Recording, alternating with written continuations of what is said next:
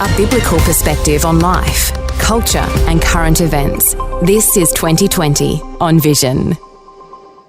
Dr. Christopher Reynolds joins us again today. His outstanding book on Australia's history is called What a Capital Idea, Australia from 1770 to 1901. As a historian, Christopher was first listed in the International Who's Who Historical Society in 2008, and he joins us now. Christopher, welcome. Welcome. Nice to see you, Andrew. Well, I'm going to call you Professor, actually, because you are a professor. Professor, there was a secret plan behind the Australian settlement, which most of us were never taught at school, and that is because probably most people didn't know the secret plan. Tell me about this plan. Well, it starts off with this fellow by the name of James Harris, and I got hold of his letters coming to Prime Minister Pitt in 1886. And he is writing to Pitt. He's actually the British ambassador to The Hague, the centre of law across Europe. And so he is writing to Pitt, Prime Minister Pitt, and he's saying, the French are building up their navy, you must act. But he was being ignored. But the British East India Company also was writing to Pitt, Prime Minister Pitt, and saying, the French are building up their navy and they're going to come around here and threaten us. You must act. Now, the British East India Company was huge, probably bigger than any company in the world today. It was just mammoth in comparison. And just for our listeners, they even had their own military, didn't they? They had their own navy, their own army, and they were effectively like a small government, as you said, and they had huge interest in India and across the Pacific and the West Indies. And they also fed a lot of resources into Britain, didn't they, and brought a lot of wealth into Britain. So that's why Pitt was listening to the East India Company. Right.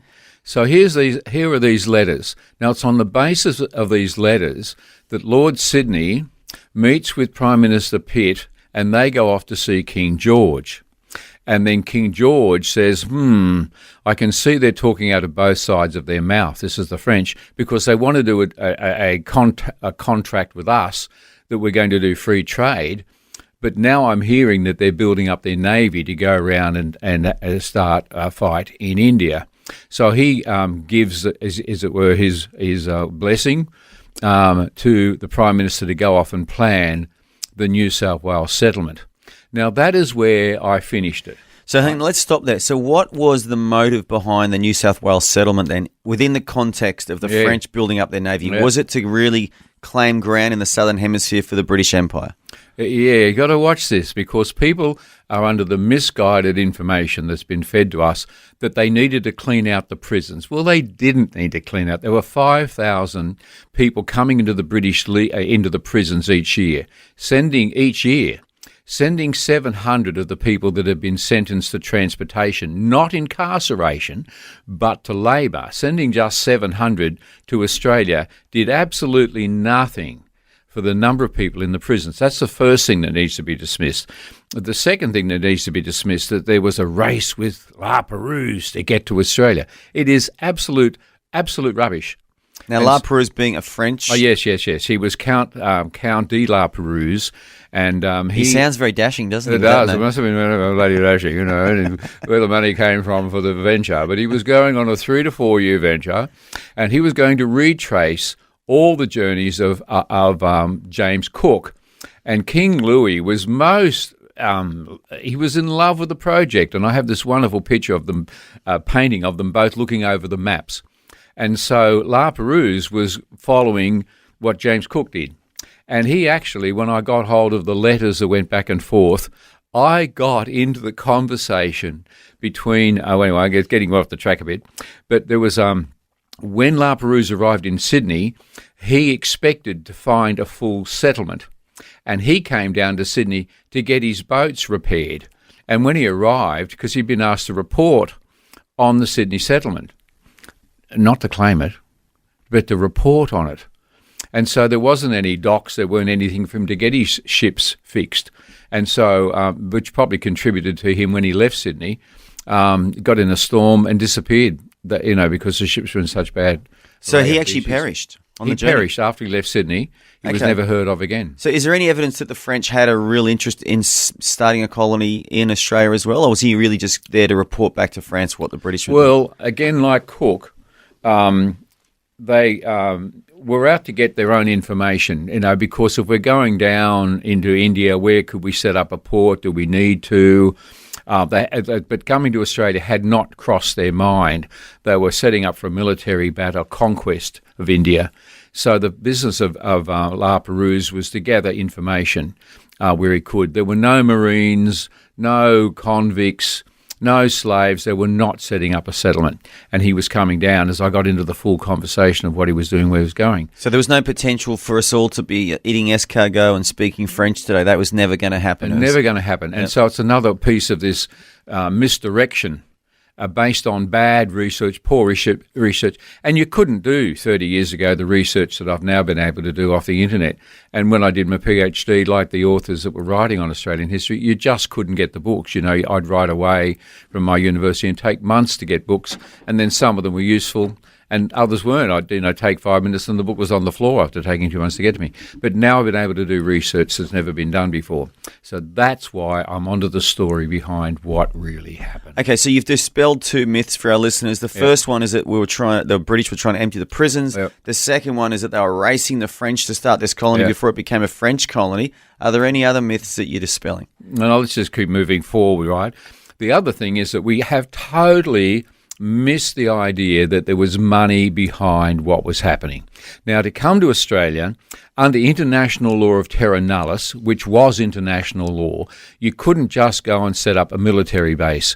You couldn't just go and, destroy the French vessels or something. It had to be a colony if you wanted to own that land, and that was international law. And by the way, that law of terra nullius was used by Queensland when we took New Guinea, and Norfolk Island and a number of other places. Has been used by the Americans, the British, the Germans, the French, the Dutch, the Portuguese and the Spanish. It is international law and still applies. So that law was used when the British took possession of Australia, and that was what they were doing. They needed to set up a settlement. They wanted it to develop into a town as a proper colony, and that's why the convicts who were sentenced to labour. Here's something. This is an aside. We think, they're convicts, all mean, bad people when you think of convicts. I have found a painting in the first year of settlement in Australia, and sure enough, it's paintings of the convicts' huts. They were all out building their own homes. And Philip's diary has this fellow by the name of Dodd, Henry Dodd, who worked with him on his farm, came out and helped the convicts establish their own homes. There weren't any prisons.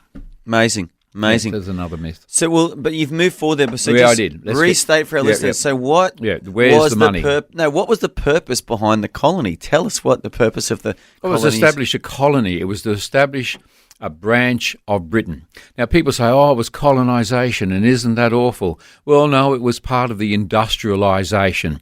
Britain was the largest industrial power in the world. It needed resources. Now, at the moment, we're still in it.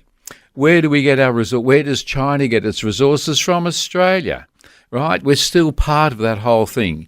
You use labour, you use goods, you produce and you sell. We're still in that. And so that's been going on for 300 years. And so coming to Australia, and there was no hope. No industry, no companies wanted to come to Australia because they couldn't see any advantage in doing so. So it was the first, probably the only, British government-owned colony in the world, where the government paid the hundreds of millions of dollars to get this colony going, not a private venture. Yeah, so they couldn't get any commercial interest in it. Nobody was interested. They couldn't see the potential. Interesting. Right? So here comes the money. Where was the money? So I finished the book, and this name of George Harris was still rolling around in my head. Who was this guy? Where was the money? Why was he writing? I got hold of his diary. It's full of this conversation about the Prussians. Who were the Prussians? The Germans. Why is he writing about those? And then I got it. I got on to what was happening. So here comes the story. Now, I'll tell you what happens. 2 weeks after Philip leaves England with the convoy, 2 weeks after, there is a meeting, a secret meeting, and I believe it's in Brooks Club in London, which still exists. It's a private men's club not far from the Parliament. I have the date, I have the season. Parliament is not sitting, And so at 9 to 10 o'clock at night, when nobody's there, these four men meet. And it's Francis Osborne, Baron. No, he's not. He's a Marquis. 2 down from the King, 1 down from a King. Francis Osborne, a Lord Baron Sydney, Prime Minister Baron William Pitt, and Baron James Harris. And I thought, apart from Jack the waiter, they've got a full hand of cards here, barons and dukes and whatever. So Harris puts to them this proposal. And he says, our problem is that there's Dutch money coming into France because the Dutch have the Dutch East India Company, mammoth amount of money, and they don't know what to do with it. So they're lending it to the French. The French, Louis, is using the money to build up their navy. And that, we knew, was the problem that brought about the instigation of this plan to go to Australia. Not the convicts, not La Perouse, it was the threat, financial threat to the British East India Company. Yeah, was so it because the French were looking to expand their influence and their muscle worldwide and potentially take commercial interests away from the British? Yeah. They needed the resources just like anybody else did. Yep. They wanted those resources and they were in Asia. Yep. So this is the thing, right? Huge navy is building up. Though I really sort of think they were an uphill battle. The British had 400 warships and at the time the French had 70. So, there's a lot of building up to do. But nevertheless, that was happening. Now, Arthur Phillip was a spy. He actually worked for the British Secret Service, the same British Secret Service that James Bond worked for. And I was wondering what his number was, probably 001. But there was Phillip in France. So Governor Arthur Phillip was actually a spy in a previous life. This is amazing. Amazing. Yeah. And so he was reporting back to Evan Nepean, who worked for Lord Sydney, on what was happening with the build-up of the army. So they knew what was happening. And La Perouse had left 2 years earlier. Nobody really cared that La Perouse had left. And the British Royal Society went over and gave La Perouse 2 of Captain Cook's compasses to help him in his journey. So there wasn't any ill feeling, there wasn't any competition. So, okay, here's this meeting, secret meeting in Brooks Club. And Harris says, I've got a plan to bring down the French. I have a plan to stop the Dutch money coming into France. And he lays it out for them. Amazing. And after an hour or so, here's the point. Pitt says to him, with a glass of whiskey in his hand, he says to him, and how much do you want? And he says £70,000, $14 million. In today's money, yeah. In today's money. And Pitt basically says, it'll be in your bank account by Friday. It didn't go through Parliament. And the thing was that they were sworn to secrecy.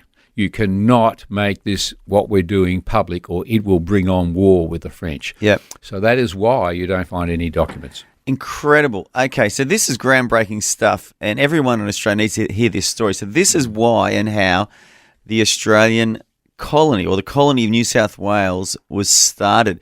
We're going to have to cover this again, Professor Christopher, but I just want to put it out there too.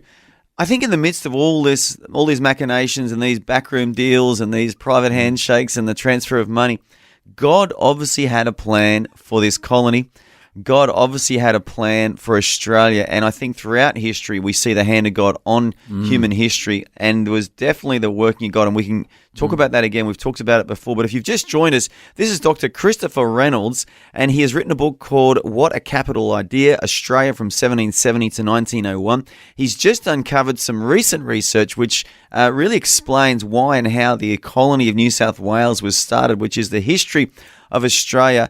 And Dr. Christopher, if someone wants to go onto your website and order your book, what is the best way to do that? You've only got to look up What a Capital Idea. Just put that in. It'll bring you up it'll all over the net page, and that'll lead you to the website. You can see the book. Here's something. When you purchase the book, it's listed for $109, which is as cheap as I can sell it. But if you go to where it says, do you have a code? If you put in 1770, you can have another 25% discount. Brilliant. What a capital idea. It is a great read. I've read parts of it. This man is amazing. Thank you so much, Dr. Christopher, joining us on 2020 Today. Thanks for taking time to listen to this audio on demand from Vision Christian Media. To find out more about us, go to vision.org.au.